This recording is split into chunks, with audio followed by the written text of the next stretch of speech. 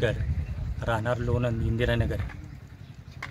बिरोबा मंदिर, लोणंद बिरोबा मंदिरात मी जवळजवळ 20 वर्ष झाले मी पुजारी म्हणून काम करतो या ठिकाणी. नेहमीप्रमाणे देवाला स्नान घालणे, देवाची देवपूजा करणे, रोज संध्याकाळी वात लावणे, तर ते नित्यनेमाने मी करत असतो.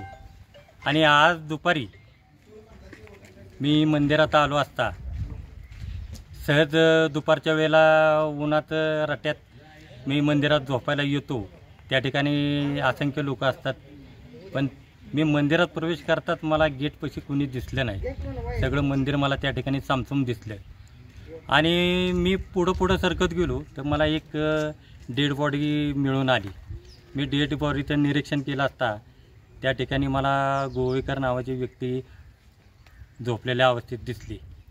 मी बारकाईने बघितलं तर त्याच्या डाव्या कपाळावर एक धारदार शस्त्राचा वार झालेला बघितला. आणि त्याच्यानंतर रक्त सांडलेलं होतं खाली त्याच्या मेंदूच्या पाठीमागच्या बाजूला. तो असा उताना झोपला होता, मुंडकं वर होतं आणि हात असे वाकडे करून झोपल्याच्यानंतर मला जरा थोडीशी संशय आला. आणि मी त्यानंतर माझ्या लक्षात आलं की हे डेड झालेली व्यक्ती दिसते या. मी त्यानंतर आमच्या एक भावाचा मुलगा पोलीसमध्ये आहे, मी त्याला कल्पना दिली. मला असं मला निदर्शनात येते, एवढं पोलीस स्टेशनला कळव. त्यांनी त्या ठिकाणी पोलिसांना कळवलं आणि त्यानंतर या ठिकाणी पोलीस आले. काकडे हवालदार होते त्यावेळेला एकटेच आले होते.